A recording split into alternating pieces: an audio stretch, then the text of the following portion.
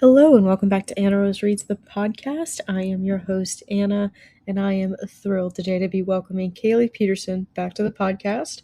If you were listening around this time last year, I had Kailee on to talk about her debut novel, Sacrificial Animals, that came out 2 years ago. The paperback release was last summer, and we had a wonderful conversation about that book, which I adore that book so very much. It is so gritty and harrowing. And now today, we're going to be talking about her most recent release, which is hitting shelves today, The Minimalist. And this is kind of like a gothic, psychological, very dark, very disturbing book about a composer's need to finish her now deceased mentor's piece. And Kayla and I talk about all kinds of things related to this topic, and it's a wonderful time, per usual. I will catch up with all of you after.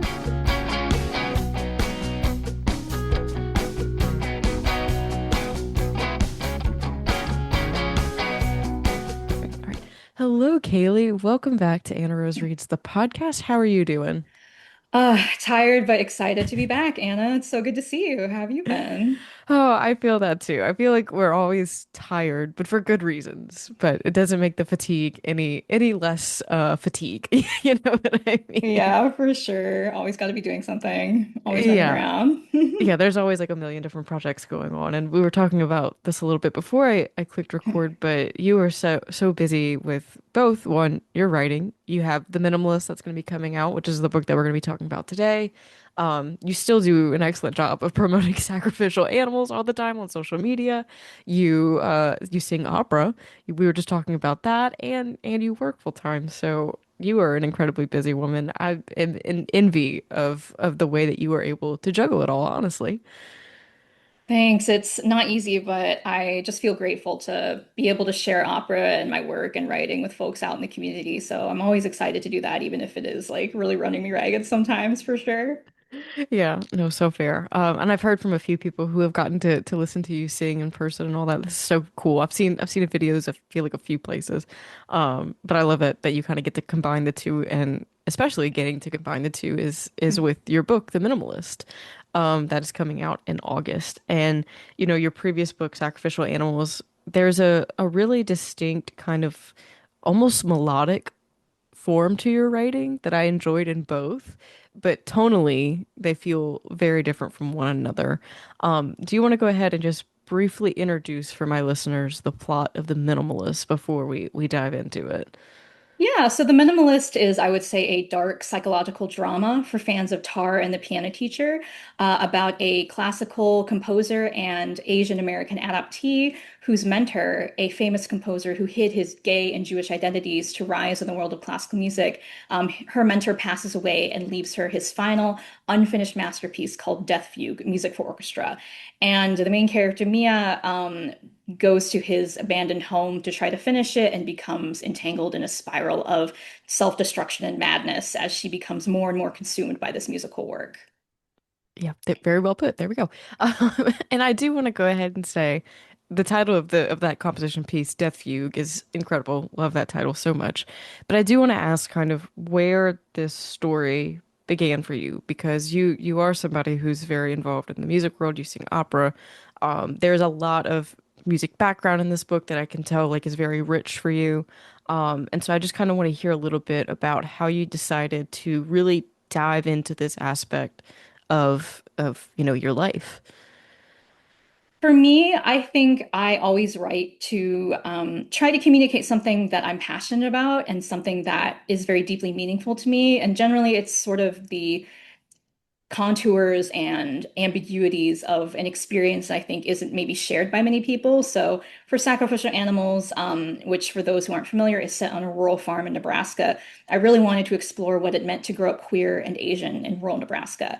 And for this novel, I really wanted to explore and also to share what I consider the agony and ecstasy of classical music, the highs and the lows, the joy, but also the pain and struggle of being a musician. I feel that classical music is something that has brought so much richness to my life, but it's also something that is very complicated to deal with and has a lot of different things intertwined with it as a modern day musician that I felt that I was maybe missing a little bit in a lot of classical music literature. I think is tends to be set in the past or tends to be like a historical work, which is great, nothing at all wrong with that. But I was really interested in maybe bringing it into the sort of modern day, the contemporary, and exploring what does it to mean to be a musician now and what is that like? Yeah, that makes a lot of sense. And I feel like a lot of that conversation could be applied to kind of art in general sometimes, like that contemporary relationship with art Mhm. and creation and stuff like that. Um, at what do you like remember when you were like, okay, the minimalist is something I want to write? Like, was there any like concrete memory or experience that you had that you were like, I think I want to dive deeper into this and then, like really sit with this idea longer? So before I wrote Sacrificial Animals, I wrote a couple chapters of a novel and it didn't really go anywhere. It was about an Asian American main character and there was an extramarital affair involved and the affair was with the composer of minimalism. And so I think in abandoning that novel, those seeds were still there. They just came out in different ways. Like Sacrificial Animals has that extramarital affair aspect that I was interested in at the time and continuing in that work. And then in this work, there came out the classical music aspect. And I think also I was just having a lot of time with music this last couple of years. I've gotten really serious and have been performing in a lot of operas. It was very much at the forefront of my mind. And there were a lot of challenges associated with that too. So I think just it was the right time for me psychologically as well. Yeah, that makes a lot of sense. And to kind of fortify that idea. The book is titled The Minimalist. You talk about minimalism in music, and you definitely talk about it in the book, but I also want to kind of create that conversation point for us. A lot of the things that you talk about with minimalist music, or the foreign art, and forgive me if I'm using these words Yeah, incorrectly. no I am worries. not well versed in music, but you talk about the repetition and kind of like the way that it shows up in compositions, this style.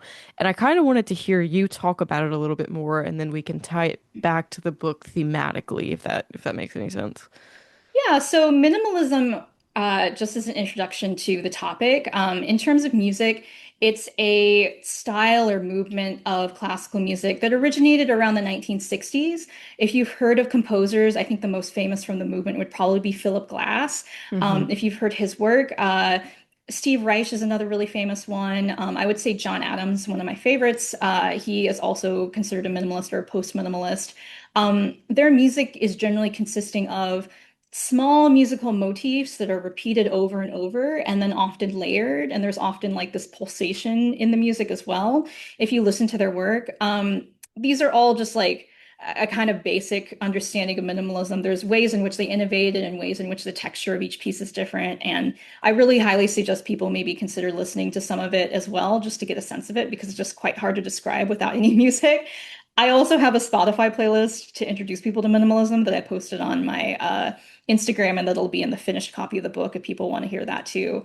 So that repetition, that layering, and then this technique called phasing, in which a melody and the same melody is layered on top of each other, but then they slowly move out of time. This happens Hmm. in Steve Reich's, notably his piano phase, which is just like the same couple of measures played over and over again, but the pianos begin to phase in and out, which creates this layered melody.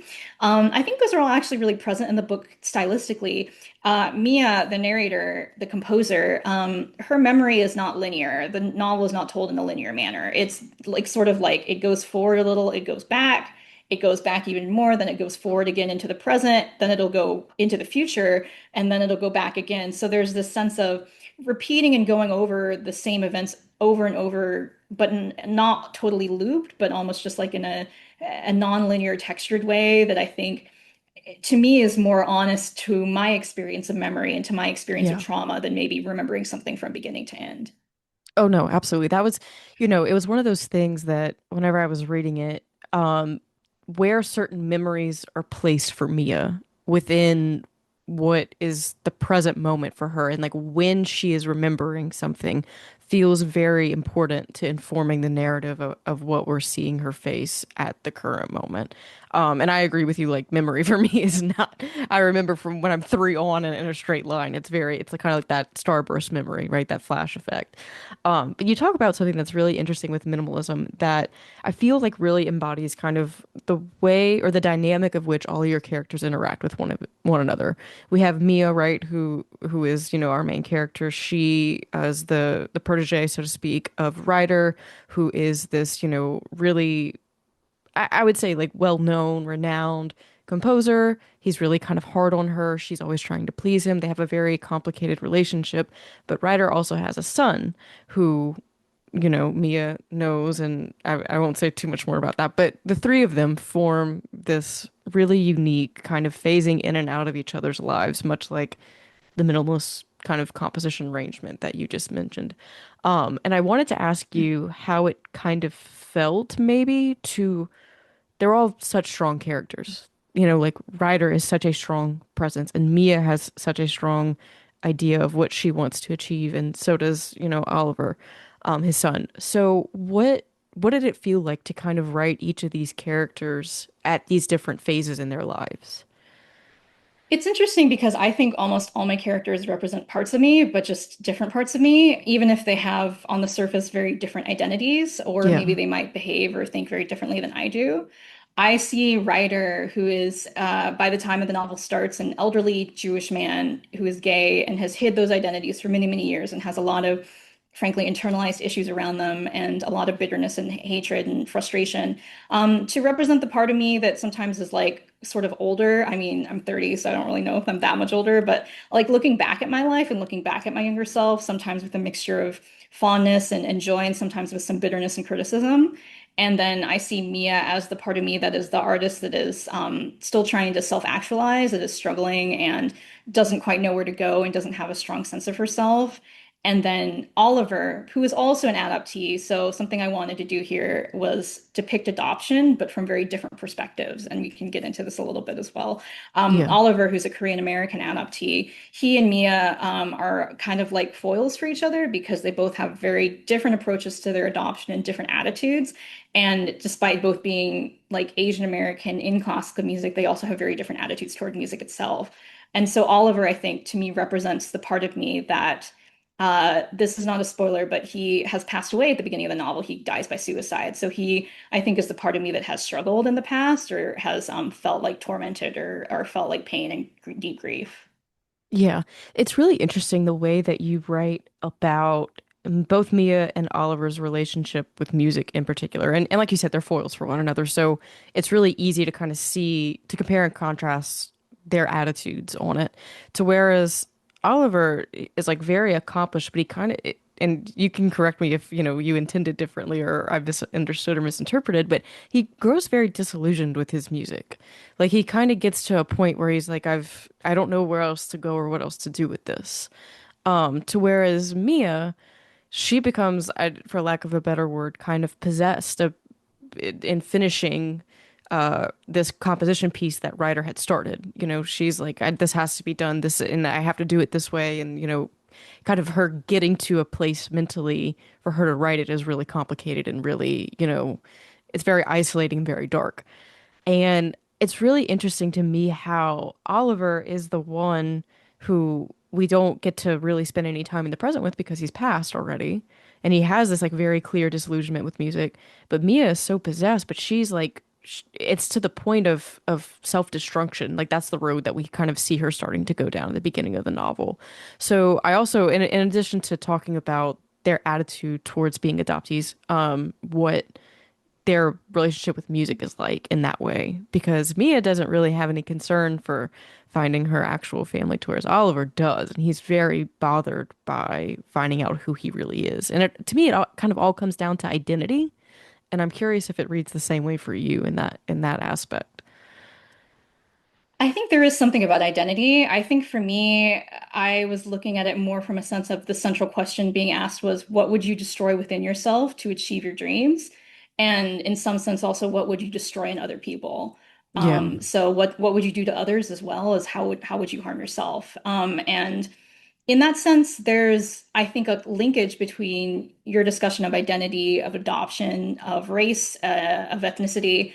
with the literal like physical trauma that Mia inflicts upon herself. The beginning of the novel expressed that she has previously self-harmed, and then some of these very harmful behaviors start to come back as she becomes more and more psychologically intertwined with the composition in almost kind of like a Black Swan-esque way. Um, and then I think that in of itself is like a reflection of the difficulties of assimilation, like not only to Hmm. literally destroy who you are, which Ryder did, he destroyed his Jewish and gay identities to hide them, and then he can't go back to them really ever.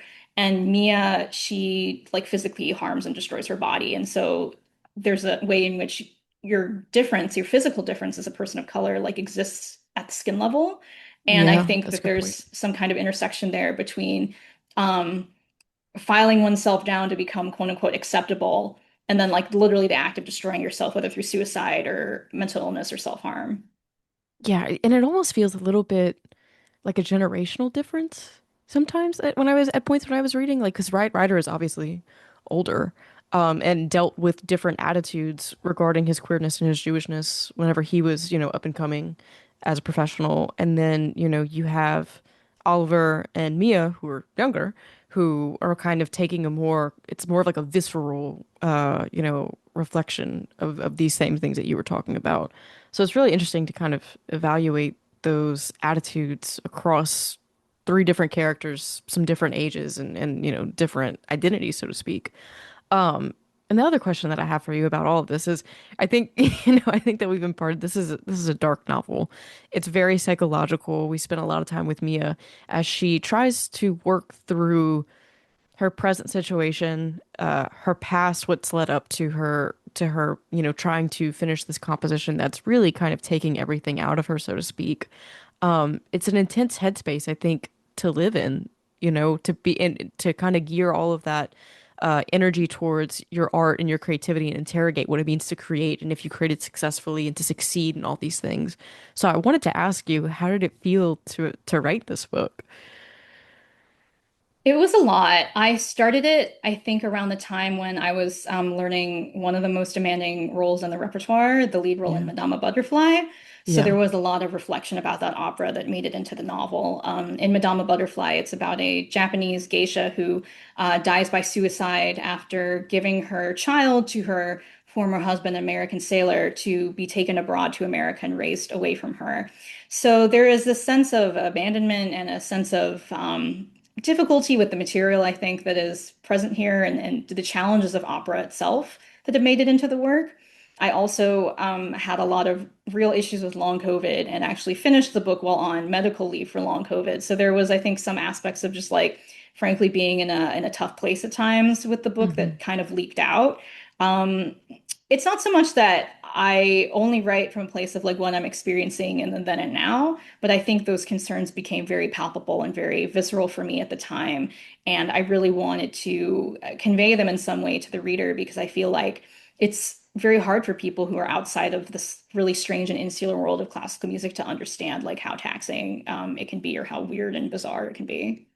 Yeah, no, that's yeah, I can't really even fathom because I think with a lot of different art forms or and maybe even sports and like any kind of performance, that you are honing your craft to a degree that others are going to be viewing, experiencing, critiquing, and you are somebody who wants to succeed, that part of you is inherent to your identity, that creates an incredibly stressful load. And part of this book too, I mean, like I said, it is very much about composition and music and all of that. But again, much of it also felt like it could be applied to art in general. And I was curious if at any point at all in writing this book that you felt like you may have been interrogating your writing or like your opinions and attitudes towards writing fiction, if that came through at all, or if this was strictly just a musical thing for you. I think so. It's interesting because I talked to Paul Tremblay about this when we had an event last year. I was talking to Yeah. him about The Brutalist, which is a movie about Adrian Brody, who plays a Jewish architect during mid-century, mid-20th century America. And the director of that, Brady Corbet, said that on some level he was mediating his relationship to filmmaking through Laszlo's relationship to architecture. And I do think that comes out here unconsciously in some sense. I wasn't thinking as I wrote this, well, composition is like the same as writing, so I'll just do exactly the same thing here.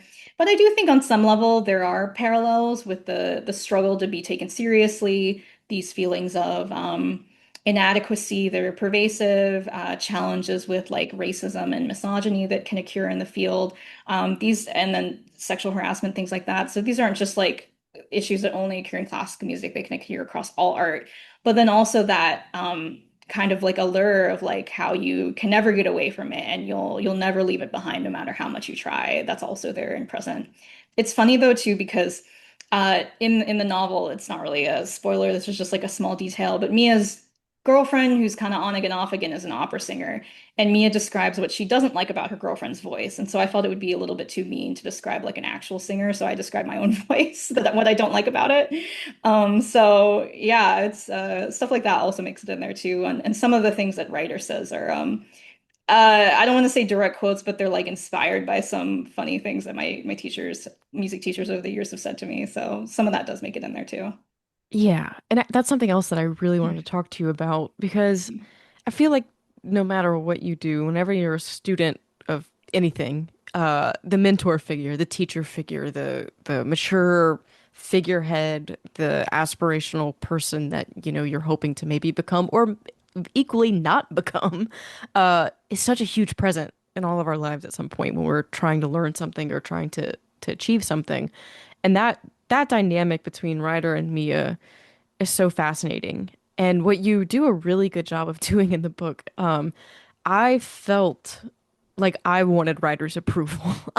With every note of like partial compliment that he gives Mia, I felt like I was being complimented. Like it was such a big deal in those moments for that acceptance or that pat on the back or, whatever.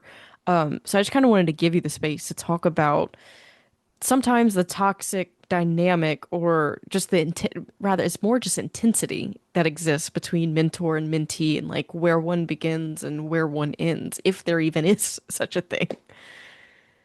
It's a super intense relationship. I think in good mentor-mentee relationships, it has to be one of utmost trust. But that doesn't mean there can't also be like hurt and pain interlaced with it. It can also become really complicated. I'm very lucky to have had many wonderful teachers of like English, the arts, and music over the years. And the last like 6 years, I've studied with my current singing teacher, Barbara Bonney, who's a really wonderful singer. And I think some of a little bit of the details from Ryder came from reflecting on my relationship with her. She's taught me so much, and I really admire and respect her so immensely, and I'm so grateful to learn from her. And there are also times when I think, oh, it must be interesting because she's retired, but I'm still singing. So she's really like passing the torch to the next generation. And I sometimes wonder what that feels like for her, if she's like happy or if she ever looks back on her career and has regrets or like what she feels about that. Yeah, well, that's an interesting thing that I had picked up too about Ryder, and it's like, are you ever really out of the game? Is it ever really done when you're teaching? Like how far of an extension or of you is your student? That kind of idea that there's a perpetuity kind of to your artistic presence that was oddly very, thought-provoking, but sometimes very haunting within the context of this book. And it made me, it really makes you feel like Ryder is there through almost everything that Mia is doing and experiencing. And I was a little bit curious how intentional that choice was to kind of have his presence be so big, it felt like. A big feels like a lacking term, but you know what I mean, like this overarching kind of presence. Right, because he's ever present, and I think that's drawn from my opera experience, where when I sing, I've sometimes this last year I've sung several roles that my teacher made was famous for in her time. So obviously that's like the sword of Damocles above my head, trying to perform something and like do something different from her, or not necessarily to surpass her, but to try to carve out my own interpretation while also respecting what she's taught me, because she'll literally be coaching me and then say like, oh, I did this, in Vienna, like the Vienna State Opera, like with this incredibly famous conductor or whatever. She has 4 Grammy nominations, and I'm just like, okay, great. So it's like there's so much complexity to it because you feel so grateful to have this teaching, and then also to know like her expertise hopefully will be passed on to me. I don't know if I'll pass it on to anybody, but like that knowledge won't die, that knowledge of Mozart in particular, which he's so immensely skilled at. But at the same time, like sometimes, yeah, frustration or not like resentment, but just like this wish of, oh, I wish, her incredible, impeccable recordings weren't like hanging over my head at every single moment that I like open my mouth and have to sing, so there's some of that, but also this sense, I think, as an adoptee, that I grew up feeling often that I didn't have much of a heritage, like I had no past. Hmm. And to participate in something like classical music and to be part of essentially a lineage, I think that's like very attractive to me and something that feels like, despite all the challenges, you can participate in something and like be a part of this big tapestry of things that you didn't have before. Yeah, absolutely. That makes so much sense. And there's another kind of concrete example of this in the book, in that, you were talking about how you wanted kind of to write this contemporary story about this like composition that doesn't feel so much like a history lesson the whole way through. And it's that, Mia has recordings or hears recordings on vinyls of Oliver's performances, of writer like, or interviews that writers done, like there's or different pieces that she hears of them from the past, that I think really, it obviously brings this thing up to speed, because I think that there is something to be said about the presentness and the permanence of these things existing in perpetuity. I mean, we can Google and pull up on YouTube how many things to kind of compare and contrast to, So it's kind of an interesting look at our current contemporary moment and being a little bit haunted in some ways by the past things that maybe weren't as easily accessible, if that makes sense. Yes, but also I think in the sense of the book, there's this recurring motif in which sound is life or vitality, Hmm. like the idea that after Oliver died, they're together again in that space of perfect silence. Yeah.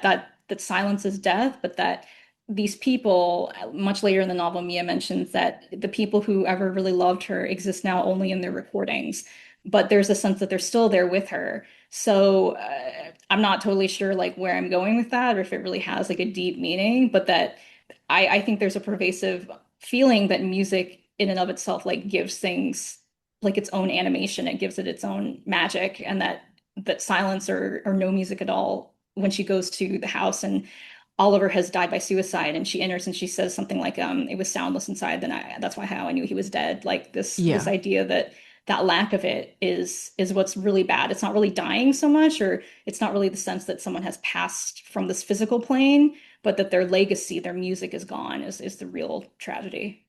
Yeah. No, it's such a poignant piece of it to think about. And I feel like it's kind of like two sides of the same coin in that way, of like what hearing Oliver's music does for Mia. There are times where I feel like it reinvigorates her and it keeps her company for that same reason whenever she misses him. But at the same time, that's always her frame of reference. Like there's no escaping what's already been done. Um, and it's really, to me, it was really interesting to kind of see her relationship with music and how far she's willing to go, for lack of better words, and hopefully not a spoiler, to give herself to the music, to kind of give in to what she believes is the perfect piece of music, or like the fitting ending to Death Fugue. And I wanted to give you the space to talk about the psychological aspect of this novel, particularly like in the last 50%, where it's really, really kind of intense and it heats up to a point where, for lack of a better word, it's very disorienting being with Mia, because her memories are fading in and out a lot quicker, it felt like. And she is not doing super great in the current moment, but she's trying to succeed as an artist. And those are some very intense feelings I feel like were on the page. Yeah, without going too deep into it, I guess, I think something that I was trying to convey at the time was this feeling I sometimes have when like everything else is falling apart behind you, but you can cling to this one thing in your artistic life and you're just like holding on for dear life. And it doesn't matter if your mental health is in literal shambles and you're basically on the brink of going crazy. And I say this as someone who struggled with like severe mental illness, with like self-harm and a lot of the things that Mia struggles with directly in the text, which I have content warnings for on my site, by the way, as well for folks. I know it's a lot of sensitive topics, but I also, I guess, as like an Asian American woman who didn't see myself represented a lot in literature growing up, I just wanted to write this like really frank book about what it is to like be adopted and to struggle with like mental health issues and to be a musician, but also to not have it really be like a message book or anything, or like those I don't really, books that I think are very like heavy on mental health or messaging about mental health. It was more for me about just like showing it and just like having it be there and letting people draw their own conclusions from it, I guess is the best way I could say it. Like, Yeah. not that being an artist leads to mental illness or that one must be mad to be a genius or something like that. But I think those are sort of like canards and sort of like cliched ways of talking about the topic, but just more about like um, that adopted people are at more risk of suicide and other mental illnesses, that is part of adoption trauma for some people, including myself, that classical music can be a very difficult and toxic place and it can exacerbate a lot of issues for people as well. And that to just like exist sometimes in a space of psychological pain is the situation you're in. And sometimes it feels like there's no way out, except through music or except through art. And that's kind of the life you're living. And I kind of wanted to capture that even in a small way. Yeah, no, absolutely. It's that show don't tell kind of form of writing. And we certainly are privy to it as we sit with Mia through as she works through this. And then there is another angle of this too that I kind of wanted to talk about, and it's a little bit about her relationship with wanting to be loved and accepted. Um, Her mom, her adoptive mother, there is a few conversations with her adoptive mother that I was like screeching on the inside. In fact, I think that there was one where she calls and she speaks to her mom and she's trying to kind of like talk to her about this thing and her mom's just not hearing it. Like it's just okay, whatever, bye, whatever. And there's another figure in Mia's life that comes about who is an older male figure who had some interest in her whenever she was younger, and she has to face a decision about how to kind of interact with him. And she makes a choice. This is all super vague, but I'm trying to stay out of spoilers, but she makes a choice about how to kind of interact with him moving forward. And those two relationships, Mia's relationship with her mother and with that older gentleman, were really, really interesting to sit with in some of the most, I felt like vulnerable moments aside from the intensity of her relationship with Ryder and Oliver. I kind of wanted to give you the space to talk about her relationship with both her adoptive mother and the other man who I won't name just yet. Mia's mom is a very interesting character, I think, because I feel as an adoptee that adoption tends to kind of take on two qualities in works by, let's say, not adopted people. I think it tends to either be used very dramatically, like you have this person who is orphaned, and sometimes you see this in like fantasy novels, they have some kind of special a prophecy or bloodline and that it's related to the plot in that manner, or it's dramatic in the sense that they get adopted or they're in an orphanage and it's like a house of horrors and like it's really quite bad, but it's very much played up for pathos. Or you have this, I would say, very romanticized view of adoption that is very much like they're adopted and like there's no difference to a biological family, that everybody's happy and it's all great. And I kind of fell in the middle of those things, I think, in this depiction. I wanted something that felt true to my experiences with adoption and others' experiences with adoption. I think now we see a lot more adoptees speaking out about how they've experienced adoption because more and more of us have come into adulthood. And the issues with international adoption as a system and things like that as well that have become folks have become more aware of this. So for me, it was like I wanted to confront some of the challenges of those types of relationships. Like, what do you do if the mother character didn't really seem to bond with Mia, but she still adopted her and she's still her mom? Like, what happens there? Or how do you deal with it when you have a parent who is a white person and you're a person of color and they just don't like understand like at all and they are just like, I love everyone regardless of color, but that's not really going to help you. Um, and I think you see it with her mom too. Her mom is like very avoidant.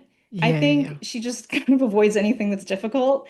And I think that her desire to be loved, Mia's desire to be loved, pretty clearly comes from a place of maybe not having felt that as a child and then that continuing for her as an adult. And the older man you're talking about, who appears, I think, about, I want to say about halfway through the novel, he doesn't have a name. He's only called the conductor. He's a conductor. I won't say much more about him except that they did have an intimate relationship with a very large age gap, and it was very problematic and I think troubling for Mia. I would say some of that relationship is from maybe some personal experiences I've had, and some of that relationship was from when I performed Butterfly or was working on Butterfly, really. Um, in Butterfly, she has a relationship with B.F. Pinkerton, who's a soldier or a sailor, and he's generally much older than her. I like interpret him to be much older than her. She's 14 in the opera, and he's probably at least in his 20s, if not in his 30s. And so when I was performing this character or whatever, I was like, how will I get inside the head of someone who is willing to be repeatedly debased by this person? Like, but she keeps going back for more. And how am I possibly going to understand like the idea of loving someone so much that you'll let them do anything to you and you want that so badly that you're just going to throw yourself into the fire for them? And I think wrestling with those feelings of the desperation to be loved, the only finding it with this older man and what is clearly a very negative dynamic. And then I think that crossed over into the book and explicitly is paralleled in the book, actually, in her kind of reading of the opera and Mia's in character reading of the opera. This idea that she hates him and despises him, but she would do anything to get him to love her. Yeah. Yeah, and there's another piece of too that I really I think if this is the line, and I don't think this is a spoiler to talk about this, but with Madame Butterfly, the in the opera itself, the ending is that the woman kills herself because she gave her baby away. And Mia makes a comment. She's like, I don't understand that. And to somebody else, they were like, how could you possibly not understand how it's absolutely devastating to give your child away? And then Mia also makes the comment, though, later on in the book, that she is the child in that story, and also Madame Butterfly, I think, if I remember correctly. And so I was very curious about that kind of iteration, or that the relationship with that opera piece to Mia and her understanding of herself, because it seems like a very, very intense set piece for her as well. So yeah, Madama Butterfly is one of my favorite operas, actually. Hmm. And I used to really dislike it because very rightfully it's been criticized a lot for colonialism, but it has an unbelievably beautiful score. And I really love singing Puccini, so that's where we're at right now. I think with Mia, it's like just like my relationship to the opera evolved over time. I think her relationship and her understanding of the opera evolved over time because the scene you're talking about is actually with the conductor himself. So her Yeah. older partner is telling her, how can you not understand this woman who gave up her child? And she says, I don't know. And then she says later that that was when she knew she had to leave him.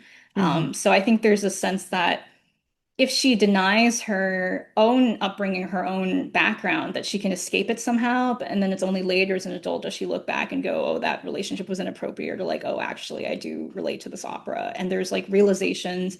But the novel, I think, is built so much on both realizations and denial, and also going back and forth, like having an epiphany, but then ignoring it, which I think is frustrating, but also realistic for human behavior. No, I think it's very realistic with anybody's relationship with art. And then also in turn, your relationships with the people involved in that art. Because, I mean, I think about my time with books and the books that I love, and then like I remember, like, whenever I read a book, who was I really close with, and like what are the core memories around that, and then like all this other stuff. So I can only imagine, and that's just, a tangential experience. If you were in the thick of it, composing, performing, practicing, devoting your life to something like this, that your relationships with the people involved in that matter, including yourself, tends to probably take on very many different forms throughout the course of a lifetime. I think that it's probably one of the most apt depictions of like the grayscale of human feeling. It's nothing is either completely black or white or binary in terms of, yes, I love this thing, or yes, I hate this thing. There's all these really big mixed emotions, which I feel really came across in the book, and I'm curious if you relate to that at all. I really do. I think with my work, I'm very interested in diving into things that are really gnarly and complicated in a way that embraces that rather than trying to kind of file it down or saw it down into something acceptable. I Yeah. think you see this in almost every character, like Ryder himself, rather than his experiences with oppression being just this like sob story of anti-Semitism and homophobia. Not only does he hide his identities and succeed in doing that, he then turns on other gay and Jewish composers and is actually quite bitter and negative toward them. Which again is it's not a great like role model situation, but this is something that I've seen in real life where like repressed situations like that, people develop internalized issues toward others. And Mia herself, she has such an ambivalent relationship to her Asian Americanness, her womanhood, her identities that when she meets another young Asian woman in the second half of the novel, she expresses a lot of bitterness toward her. And when that other character says, like, I admire so much of what you've done for Asian American women in classical music, Mia fantasizes about strangling her to death, which is like horrible, but I think it's so in character for her because she unfortunately is so, I think, maybe damaged or has so many issues from what's happened to her and is not particularly self-aware that she lashes out at others and has a lot of anger and frustration. But that is what is compelling to me is like obsession, psychological dysfunction, experiences of being in identities where, yes, there is oppression, yes, there is pain, but there's also joy, but then there's also like challenge. So, and you're never really, especially as an adoptee, I've honestly never really totally felt at home like as an Asian person, but I'm also not white, so I can't really claim any identity fully in some sense at times. Yeah, yeah, yeah. No, I can understand that, and I guess I'm really glad that you brought that scene up in particular. Whenever this other woman kind of expresses her admiration for all that Mia has done for representation of women, Asian women within the space, and her knee-jerk reaction is a negative one, and it really kind of it made me think about how that goes in the real world, and that you know, Mia is somebody who puts a great amount of pressure on herself as it is to perform and to execute and to succeed. In particular, like she's had Ryder as the coach who is very intense, but even for herself, she wants to do certain things and exceed and excel at them. And I think I'm curious if your interpretation aligns with this, but like the idea of having one more person's thing, expectation, whatever, placed upon you when you're already somebody who takes that on as, just being successful or just being good at what they do. That feels like it could maybe be a lot, but I'm curious how you kind of read that situation too. I think it's a mixture of a lot of things, but I agree there's this pressure that, like, frankly, white men don't face to be the Yeah. face of their racial or ethnic group in a way, or their gender. They don't really have to be role models so much in the way that I think the uh, lone people of color often in certain fields have to face. So there's this sense of pressure of being singled out, of frustration. I think maybe there's even a sense of wanting to pull the ladder up that she doesn't want this other woman to be successful. And if for those who want like a little bit of an opera Easter egg, this girl's name is Katie. Pinkerton's new wife that he marries in America in the opera is Kate Pinkerton. And so there's this sense Okay. of that she's also potentially sort of like jealous or like a rival to her. Yeah, okay, that's interesting. That's a good fact to know. Um, yeah, we should really start congratulating white men on their achievements. It's like you're such a role model for white men. That would be something because they never get that. I do want to zoom out a little bit though and talk about the overall. There's to me, and I know that this Gothicism and what is Gothic is, really up for debate and up for interpretation, and a lot of people have ideas about it. But to me, the minimalist felt very Gothic. One for the setting, two for the isolation, three for the intense artistic. It's not. I don't want to say madness, but artistic inquiry of Mia's relationship with herself and the art. Do you view the minimalist as a contemporary Gothic story, or like why or why not? I guess. I didn't go in intending for it to be gothic. I actually had to kind of release myself from the horror genre label totally while writing Yeah. it. In the first draft, I actually deleted half of the book at one point. I was having such a hard time with it. I felt so pressured after Sacrificial Animals to write a horror novel that I put all Yeah. this supernatural stuff in that just really wasn't working. And about 25,000 words in, which is not a great time, I realized the book was just not functioning as it should be. And I went back in and deleted like 15,000 or so words of it and had to start over again. Yeah. So I think during the writing process, I really try to just let it be whatever it is. And sometimes it's freaky, sometimes it's tender, sometimes it's like weird. Um, I think after reading it again, I see the gothic elements. I think interestingly, the Gothic often uses classical music as almost like an aesthetic choice. Like it'll have like organs or like strings, or it'll have these qualities of classical music in it. But I don't really know of Gothic that really dives so quite deep into what it is to be a classical musician. So in that sense, I would say my models were more like the movies and books that I comped, which were like Tar, which is more of a psychological drama, and The Yeah. Piano Teacher by Alfredi Jelinek, or the movie by Michael Haneke, which is also a very disturbed psychological drama. So I think of it more in terms of the psychology of the characters, and it was just sort of an accident as it developed that Mia didn't really leave Ryder's big house in Santa Fe, which gives it that gothic element of being isolated, and one lady basically going crazy in a house is a classic gothic setup, I do think. I would say if people want to view it as gothic, I'd be happy with that. But I would say it is definitely not like a historical gothic or the flavor of gothic that is like on the moors. It's more of Yeah. like a yeah, as you mentioned, a contemporary gothic, or maybe sort of a blend of different genres and not totally all one thing.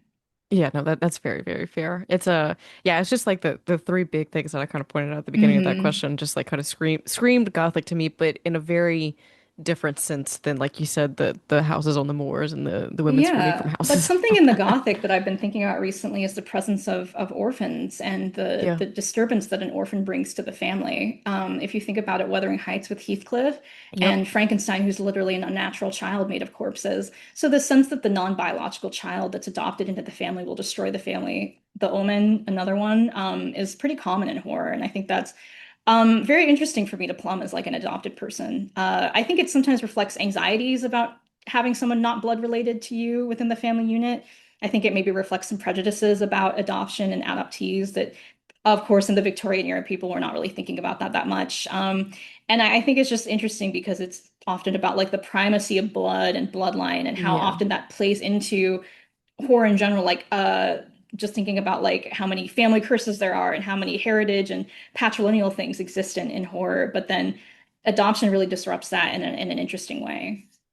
Yeah, I think too that the cycle of like it's always been done this way. It kind of goes into what you were just saying about disrupting that cycle whenever, you bring in an adopted child into a family in a way that you can't, and this you even confront this in the minimalist. Um, Mia says like I can't look to my mother and see, like, oh, that's where I got my eyes, that's where I got my nose, that's where I got my X, Y, and Z or whatever.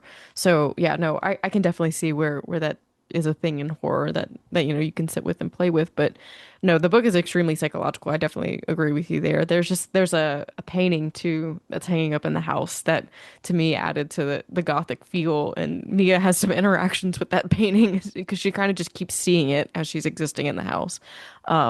That really kind of added to that atmosphere for me, like in my reading experience. And I also want to talk as loosely as we can about the ending of The Minimalist. And if you kind of always knew that the conclusion of this book is what it is, or, kind of what your relationship with the ending of this book is, so to speak. I'm honestly quite bad at endings, frankly. I rewrote the ending to Sacrificial Animals like 3 times, and I don't know if I'm still happy with it. It just I don't know why. I feel like every book, it's like a bad relationship because before you start, you're like, wow, they're gonna really fix me. This is perfect. Then in the middle of the book, you're like, oh God, no. You're like, ah. And then at the end of writing the book, you're like, wow, I'm gonna be free so soon. So, and then every time you go into a bookstore and see it, it's like seeing your ex at Barnes and Noble. You're like, oh, why are you here? That's So so I feel funny. like my endings are not as tight as I'd like them to be. I'm hoping with my third novel I managed to stick the landing. I had a different ending, actually, slightly different, that my agent didn't really like, and it was just kind of like something I tossed in there, honestly, because I didn't know how to finish the book. So it was more surreal and more related to, if you've read The Metamorphosis, there was some like body transformation stuff that didn't make it into this version. I think he was right. And again, I think that might have been some of the leftovers from the original draft, which was too supernatural, and I really needed to pare it back, and a lot of that stuff wasn't working. Yeah. Um, the ending I settled on, I was definitely on the fence about it because it is really dark, and I didn't want it to be like hopeless and bleak, but it kind of just ended up that way. I think it made sense for where the character was at, and I just kind of left it where it was. And ultimately, I feel like I have to do what feels right for the story. But I'm not always settled with it. I think was it Paul Verlaine who said that poems are never finished, they're just abandoned. And I feel like in this case, this was the best ending I could get out of it in the time that I had and in the skill level that I had. But I don't know, like maybe it's a bit of a cop out, but I still struggle with it too. But I think to me it makes the most sense, or it did at the time when I was writing. No, it felt it feels very in line and sound for Mia's trajectory that we are privy to, sitting with her for 200 however many pages. We get to this point and it is, I'm like, yeah, that makes sense. And I really love your analogy about your relationship with writing and kind of like, oh, this will fix me on when you start something, and then by the end It you're feels just perfect. You're like, wow, this is amazing. And then yeah. it's like, no, that was just By love the bombing. yeah, by the end of it, you're like, I'm just ready to get out and be done with this. It doesn't even matter at this point. Yeah. I kind of do want to also ask you a little bit. Like you said that you cut, 15,000 words or whatever.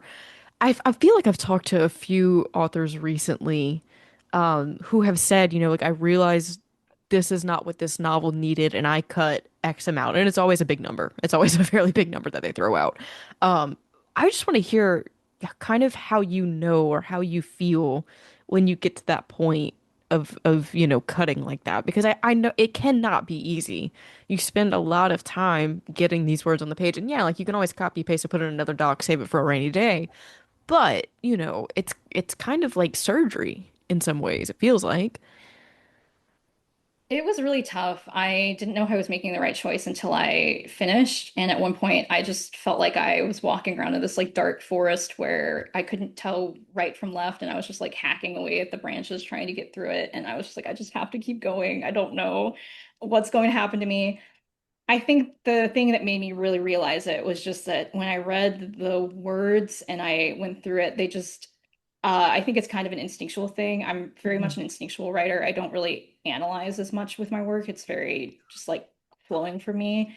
And Yeah. when I was trying to continue in that same highly supernatural vein with like ghosts and stuff, I just started to feel like this just wasn't working and it didn't make a lot of sense to me.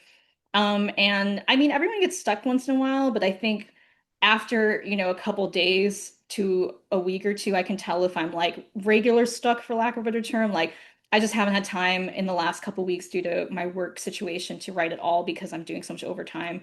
And Yeah. that's regular stuck. But then there's like really, really stuck where you're like, oh, this is untenable. Like the car is not going to get out of the mud unless you like push it out. And that's like when I was like, okay, I have to start cutting things and like trying something new, like really drastic.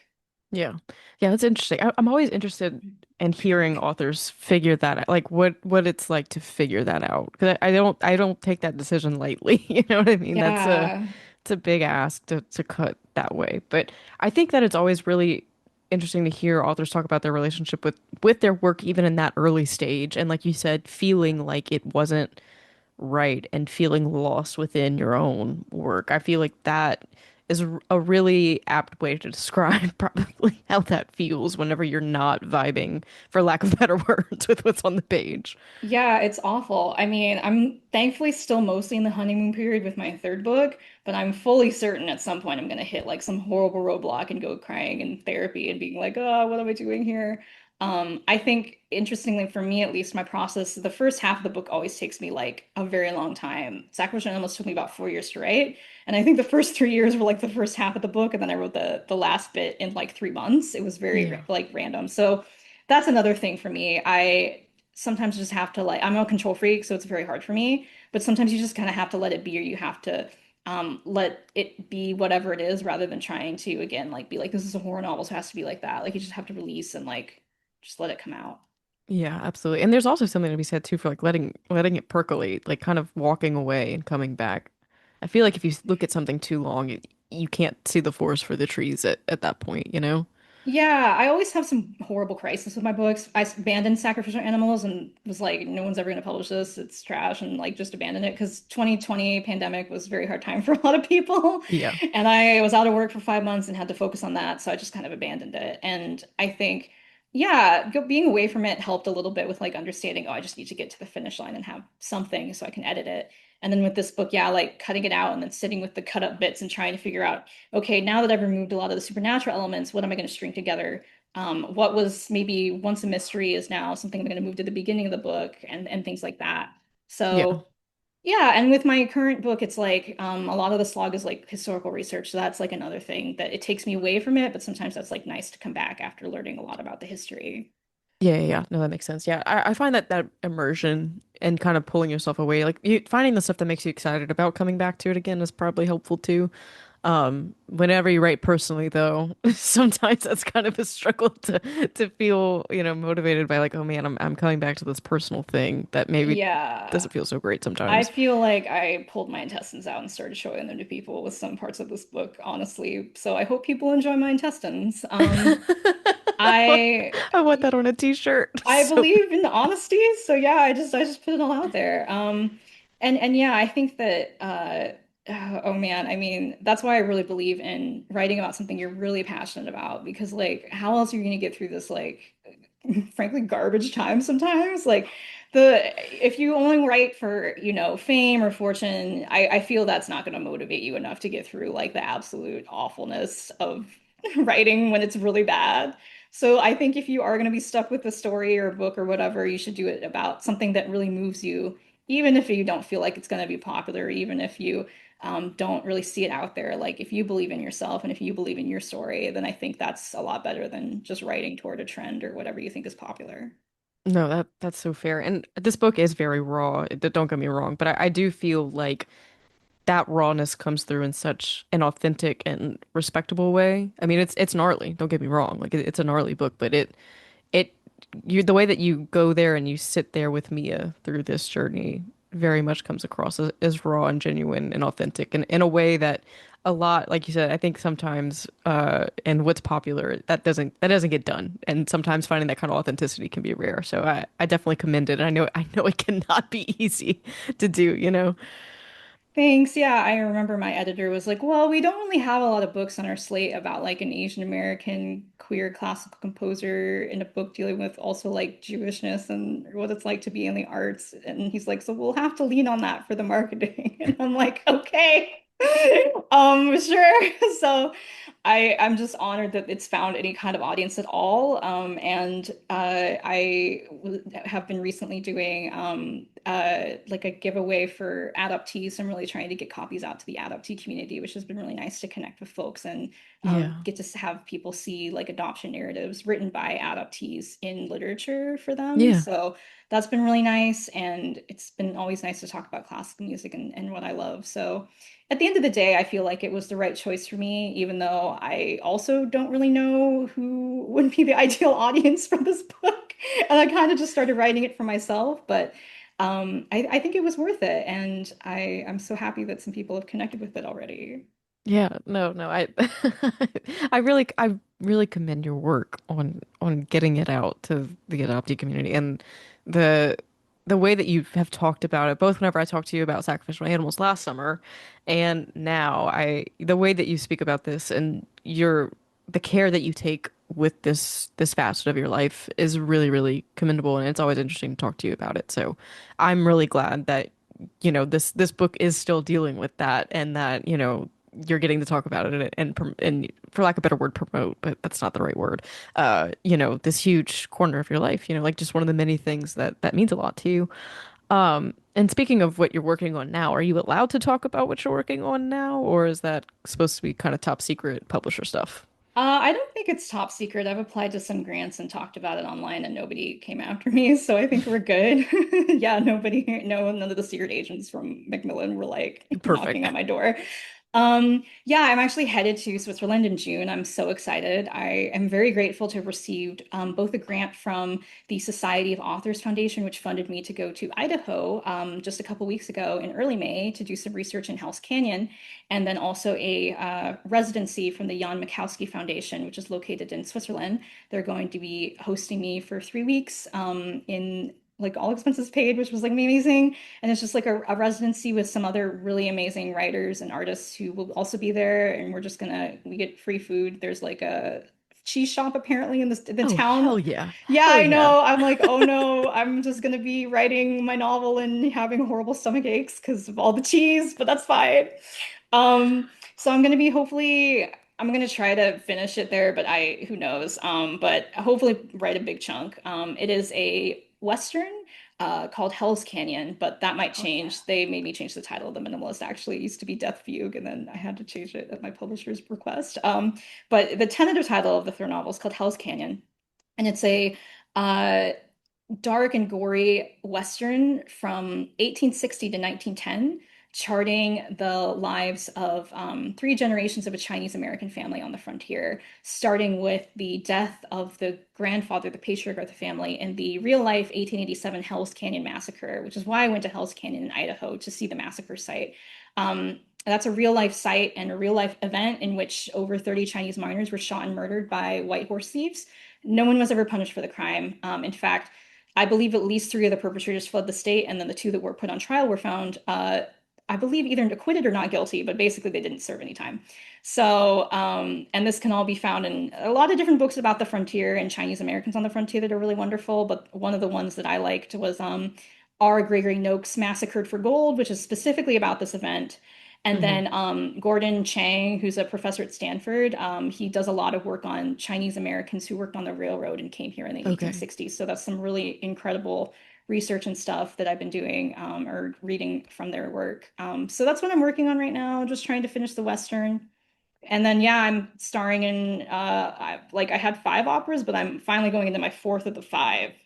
And then I have like one more in October and a performance at the Spooktastic Book Fair in September in Boston. So that's kind of where I'm at right now. Yeah, so not busy at all then. Okay. And then my day job still, yeah, I'm still working full time, so it's a lot. Yeah, no shit. Jesus. Yeah. I'm glad that you're getting to do the research that you're doing like hands-on. That's awesome. I feel like there's Going nothing into the like canyon was amazing. Yeah, it was yeah, incredible.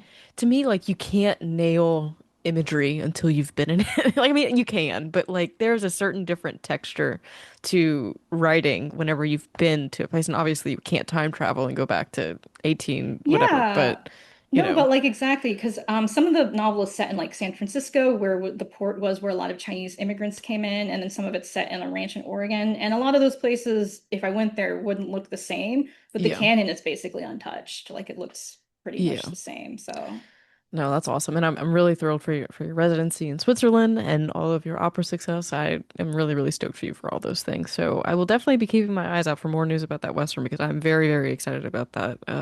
The Westerns are kind of doing it for me right now. I'm very much into it. So very, very exciting stuff. But I'm also really thrilled for the Minimalist to come out. I know that this was not an easy book to bring to life, so I'm very excited to see it on shelves. Is there anything else that we can plug for you for in 2026? Like any other events or anything like that? Any releases? Any general promotion? No, just the minimalist really. And then if people want to look at my backlist, Sacrificial Animals is still around for folks to pick up, as well as my poetry chapbook, Pastoral, through a really wonderful small press. It's not horror, it's more like queer body, nature, girlhood imagery. Think like Mary Oliver, maybe mixed with Marosa de Giorgio, who was a surrealist Uruguayan poet who I love very much. And then, yeah, maybe stay tuned to 2027 for more news, and I'll be doing performances in New York and Boston. Yeah, and I'll also link the links to your socials and all that kind of good stuff. And then the playlist, I'll link that too in the show notes whenever this goes out in August. So for the last time, The Minimalist by Kailee Pedersen comes out in August from St. Martin's Press. Kailee, thank you so much for coming back on the show and for talking about The Minimalist. I know it's probably not super easy to be vulnerable and to talk about this book and, like, as you said, show your intestines, but I'm very, very appreciative and super excited for you. So thank you so much. Thank you so much for having me.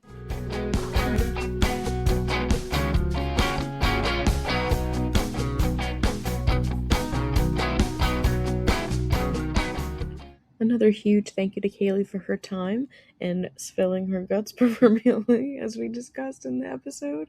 I know talking about the rawness of a story like The Minimalist is never easy, so I'm just the most appreciative that she carved out the time to do so with me. Yeah, it's kind of like poking on a bruise, I feel like, whenever you talk about how vulnerable some of this stuff is.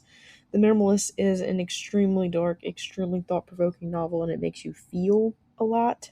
So if you're looking for something to make you incredibly emo, I recommend picking that up. It is on shelves today from St. Martin's Press. Thank you all so much for listening once again, and thank you all for supporting the Darker Times subscriber drive. We have some stuff that's going to be coming out in the next week or so about what our next plans are, but it means a lot that so many people supported us and subscribed, reshared, supported in all of their ways that they can. It means a great deal to us at Darker Times. Thank you so much, and until next week, I will see you all then.